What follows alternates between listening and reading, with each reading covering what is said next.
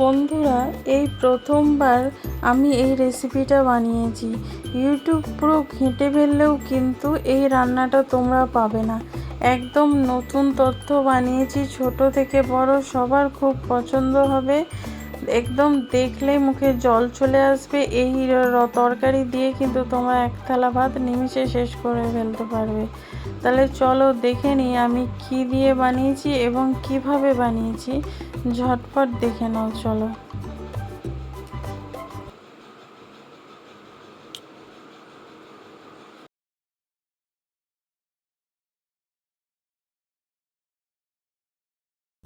এখানে দেখো লাল শাক নিয়ে নিয়েছি, আমি কেটে ধুয়ে পরিষ্কার করেছি। এখানে আলু নিয়েছি। এখানে দেখো থোড় নিয়ে নিয়েছি, থোড়টা সরু সরু করে কেটে ধুয়ে নিয়েছি। দেখো থোড়গুলো কিন্তু খুব নরম। এবার এর মধ্যে দিয়ে দিচ্ছি আমি অল্প করে একটু নুন, তারপরে দিয়ে দেবো একটু হলুদ। নুন আর হলুদটা দিয়ে থোড়টা মাখিয়ে রাখবো যাতে থোড়টা একটু নরম হয়ে যায়। এইভাবে মাখিয়ে রাখলে কি হয়, থোড় থেকে অনেকটা জল ছেড়ে দেয়। তাহলে থোড়টা একটু নরম হয়ে গেলে খেতেও ভালো লাগে আর তাড়াতাড়ি রান্নাটাও হয়ে যায়। দেখো এইভাবে একটু হাতের সাহায্যে এইভাবে একটু ভেঙে নিতে হবে। যেহেতু নরম হয়ে গেছে, মাখিয়ে রেখেছিলাম 5 মিনিট, সেই জন্য হাতের সাহায্যে দেখো এইভাবে থোড়গুলো একটু ভেঙে নিচ্ছি। দেখো এ থেকেও দেখো এইভাবে অনেকটাই কিন্তু জল বেরিয়ে আসছে।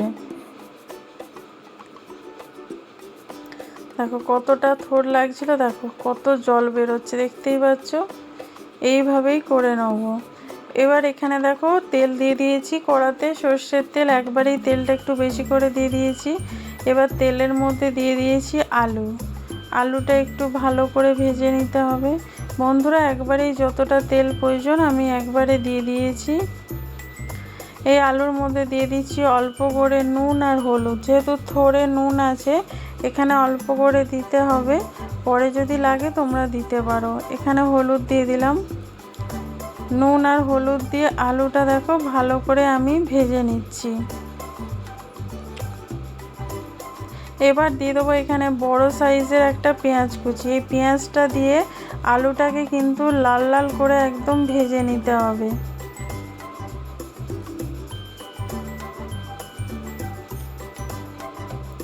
দেখো এখানে আলু আর পেঁয়াজটা কিন্তু অনেকটাই ভাজা হয়ে গেছে, দেখতেই পাচ্ছ। এবার এর মধ্যে দিয়ে দেবো থোড়। যেই থোড়টা আমি নুন হলুদ দিয়ে মাখিয়ে রেখেছিলাম, সেই থোড় এখানে দিয়ে দেবো। দেখো তাই চেপে চেপে জলটা বার করে এখানে দিয়ে দিতে হবে। তোমাদের দেখিয়ে দিচ্ছি, এই দেখো এভাবে চেপে জলটা বার করে একটু দিয়ে দিতে হবে থোড়গুলো। তাতে দেখবে খেতে কিন্তু খুব ভালো লাগে। আমরা থোড় সেদ্ধ করে যে জলটা আমরা ফেলে দিই, সেটা আর দরকার পড়বে না এইভাবে তোমরা যদি করো। তবে একটু থোড়টা নরম নিতে হবে। দেখো এবার থোড়টা দিয়ে দিলাম, দিয়ে এবার ভালো করে দেখো আমি ভেজে নিচ্ছি। আলু পেঁয়াজ থোড়টার সাথে তেলের মধ্যে আলু পেঁয়াজ আর থোড় একসঙ্গে ভালো করে একটু ভেজে নেব।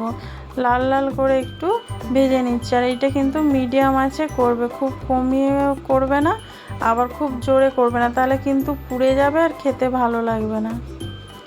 দেখো আলুগুলো কিন্তু প্রায় অনেকটাই সেদ্ধ হয়ে গেছে। এবার থোড়গুলো সেদ্ধ করতে হবে। দেখো এখানে দেখতেই পাচ্ছ থোড় আলু আর পেঁয়াজটা খুব সুন্দর ভাজা হয়ে গেছে। এবার এর মধ্যে দিয়ে দেবো লাল শাক। যে লাল শাকটা আমি কেটে রেখেছিলাম, সেই লাল শাকটা দিয়ে দেবো। হ্যাঁ বন্ধুরা, এর মধ্যে লাল শাকটা দিয়ে দেখবে খেতে অসাধারণ লাগে।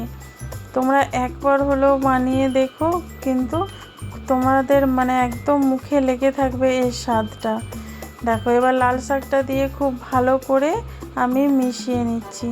যারা শাক খেতে পছন্দ করে না বা থোড় খেতে পছন্দ করে না, এইভাবে কিন্তু একবার বানিয়ে দেখো, তারা কিন্তু চেটে পুটে খেয়ে নেবে। গরম ভাতের সাথে, রুটির সাথে খুব ভালো লাগে খেতে। এবার লাল শাকটা দেখো খুব ভালোভাবে মিশিয়ে নিয়েছি, দেখতেই পাচ্ছ। এবার এর মধ্যে কিছু মশলা দিয়ে দেবো। খুব বেশি মশলা লাগে না এই তরকারিতে, কিন্তু খেতে লাগে অসাধারণ। দিয়ে দিলাম 1 চামচ জিরে গুঁড়ো, তারপরে দিয়ে দিলাম ঝাল, নিজেদের পছন্দ মতো ঝালটা দিলাম। তারপরে দিয়ে দিচ্ছি চিনি, 1/2 চামচ চিনি দিয়ে এবার ভালো করে মিশিয়ে আমি একটু চাপা দিয়ে রান্নাটা করে নেবো। শাক থেকে যেই জলটা বেরোবে তাতে যতটা সেদ্ধ হওয়ার প্রথমে সেদ্ধ করে নেবো, তারপরে আমি আবার এর মধ্যে জল দেব। চাপা দিয়ে দিলাম, চাপা দিয়ে দেখো 2-3 মিনিটের মতন আমি রেখেছিলাম। তাতে শাক থেকে যতটা জল বেরিয়েছে দেখো, খুব বেশি জল বেরোয়নি যেহেতু 1 আঁটি শাক ছিল। দেখো তাতে যা হয়েছে তাতে কিন্তু আলু টালু সেদ্ধ হয়ে গেছে দেখতেই পাচ্ছ, কিন্তু থোড়টা একটু বাকি আছে, সেই জন্য আমি এখানে অল্প করে একটু জল দিয়ে দেবো।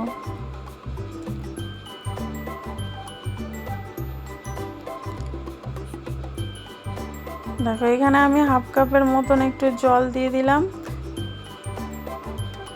জলটা দিয়ে ভালো করে শাকটা মিশিয়ে নিতে হবে। এভাবে মিশিয়ে মিডিয়াম আঁচে করে রেখেছি। এখন যখন ফুটে যাবে তারপরে একদম লো আঁচে কিন্তু এটা 5 মিনিট চাপা দিয়ে রান্নাটা করে নিতে হবে। দেখো ফুটে উঠেছে। এবার এর মধ্যে দিয়ে দেবো আরেকটা জিনিস, তার জন্য এই স্বাদটা আরও অসাধারণ হয়ে যাবে। আমি এখানে দিয়ে দিচ্ছি ভেজে রাখা চিংড়ি মাছ। হ্যাঁ বন্ধুরা, চিংড়ি মাছটা আমি আগেই ভেজে রেখেছিলাম, তো সেটা এখানে দিয়ে দিলাম। দিয়ে দেখো এরকমভাবে ভালো করে মিশিয়ে একদম লো আঁচে চাপা দিয়ে 5 মিনিট রান্নাটা করে নেব। এই সব কিছু যখন একসঙ্গে ফুটবে তারপরে দেখবে স্বাদটা তোমাদের বলে বোঝাতে পারবো না। একবার তোমরা রেসিপিটা বানিয়ে তারপরে আমাকে জানাবে যে কেমন লাগলো। দেখো দেখতে কতটা সুন্দর হয়েছে দেখতেই পাচ্ছ। একদম দেখো সব একদম সেদ্ধ হয়ে গেছে, সব কিছু গলে গেছে দেখতেই পাচ্ছ। আর যেহেতু একদম লো আঁচে এই চিংড়ি মাছ দিয়ে এটাও রান্নাটা হয়েছে, সেই জন্য চিংড়ি মাছের পুরো ফ্লেভারটাই কিন্তু তরকারির মধ্যে মিশে গেছে, খেতে খুব ভালো লাগে। তোমরা যদি চিংড়ি মাছটা না দিতে চাও তাহলে চিংড়ি মাছের পরিবর্তে এমনিও করতে পারো। এবার এখানে দিয়ে দিলাম 1 চামচ ময়দা, জলে গুলে রেখেছিলাম সেটাই এখানে দিয়ে দিলাম। তাতে কি হবে, জলটা আর কাটবে না। অনেক সময় শাকের তরকারি থেকে জল ছেড়ে দেয়, সেটা হবে না। তরকারিটা দেখো এরকম মাখো মাখো হয়ে যাবে, বেশ খেতেও ভালো লাগে আর দেখতেও বেশ ভালো লাগে। রান্নাটা হয়ে গেছে, এবার আমি নামিয়ে নেব। এবার দেখো একটা বাটি নিয়েছি, সাদা বাটি, এর মধ্যে তরকারিটা আমি সার্ভ করে নিচ্ছি। এই দিয়ে কিন্তু তোমরা গরম গরম ভাত নিমিষে শেষ করে দিতে পারবে।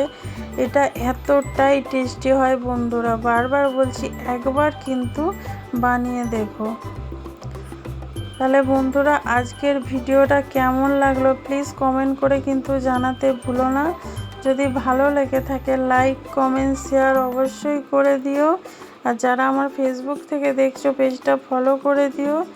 যারা আমার ইউটিউব থেকে দেখছো তারা আমার চ্যানেলটা সাবস্ক্রাইব করে দিও নতুন নতুন ভিডিও দেখার জন্য। কালকে দেখা হবে আবার নতুন একটি ভিডিওতে।